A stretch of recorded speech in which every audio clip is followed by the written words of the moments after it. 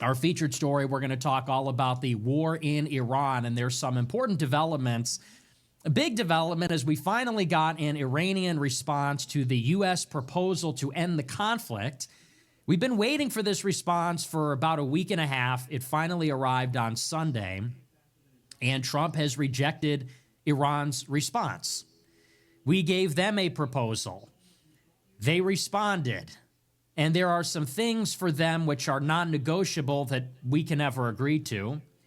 And so as of Sunday, Trump has rejected their counterproposal, and Iran seems adamant they're sticking to their guns. What was contained in it is they demand a complete end to the war on all fronts. They want reparations.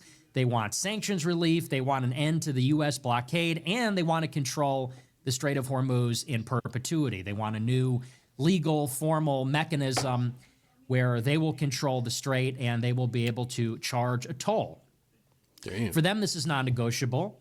And as of today, they are saying they will not re-engage with the United States for a second round of diplomacy unless those conditions are met. So for them, it's a non-starter if we don't agree to those. And the United States will never agree.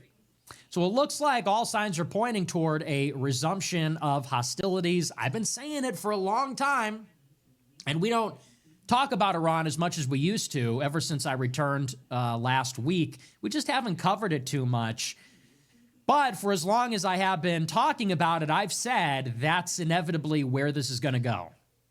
And it's difficult to forecast exactly which day and which week and exactly how long it's going to take, but the two positions are irreconcilable, intractable, and so the way this will be resolved is through military conflict. It's not over yet. The other big development in the war is a big piece from the New York Times today. Get a load of this. It says that Iran maintains access to 30 out of 33 of their missile launch platforms along the Strait of Hormuz. Not only that, they maintain at least 70 to 75% of their pre-war stockpile of ballistic and cruise missiles.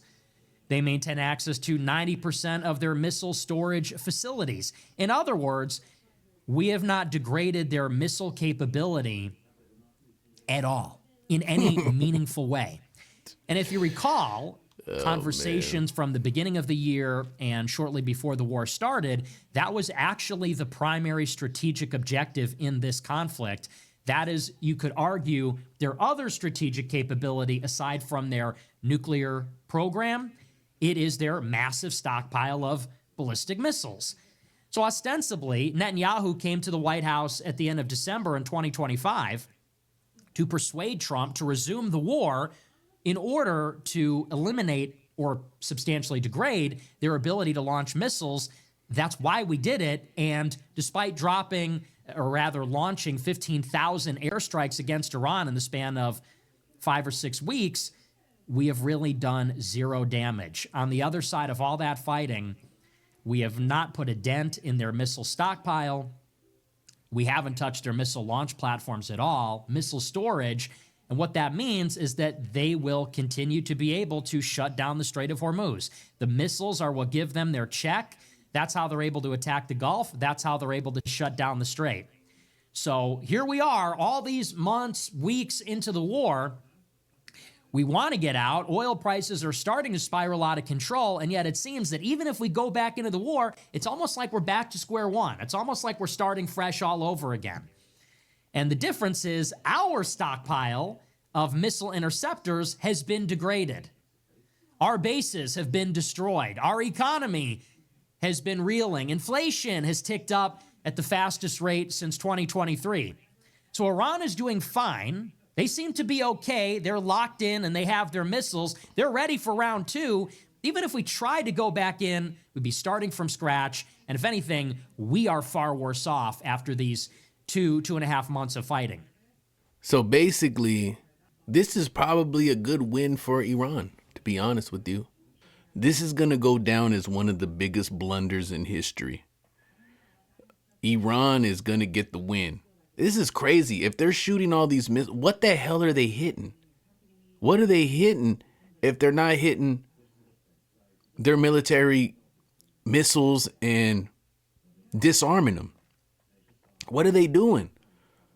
Like, I don't understand what the hell is going on. It's like United States this should be an easy win. They should be in and out of there. I don't understand what's going on. I mean, the only thing I can think of is these guys from Iran they're very prideful and they're not going out without a fight. This would be crazy to see, but could gas prices really hit $10 a gallon?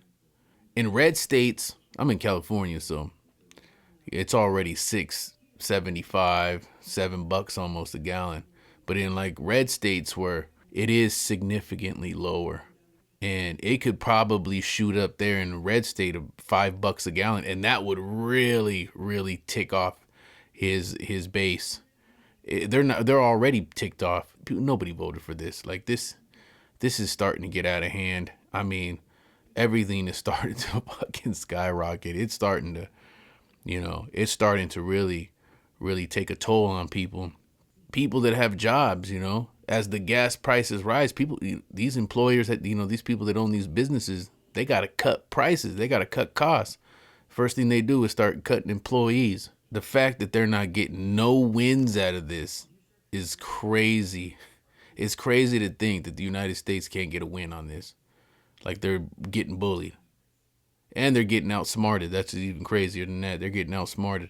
And if they get out, it's going to be worse than it was before. So, and they're going to control the strait 100%. They're not going to give that up. So unless you go in there and just do something radical, these little missiles and trying to strike them from a distance, it's not going to get the job done. It's not going to get the job done because they're locked and loaded. It's just going to be a run. So we'll see how it plays out. I don't think it's going to be good.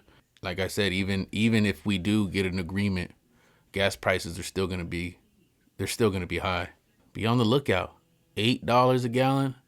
Red states, $6 a gallon. In California, minimum wage here, if you got a minimum wage job here, it's about $17 an hour.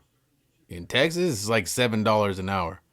So pretty much you have to work 1 hour to get 1 gallon of gas. I know people in Texas and these red states like, the California's so damn expensive, nobody can live there. The minimum wage is $16, and you make $16 an hour at McDonald's. You're only making $7 in Texas, so go have it.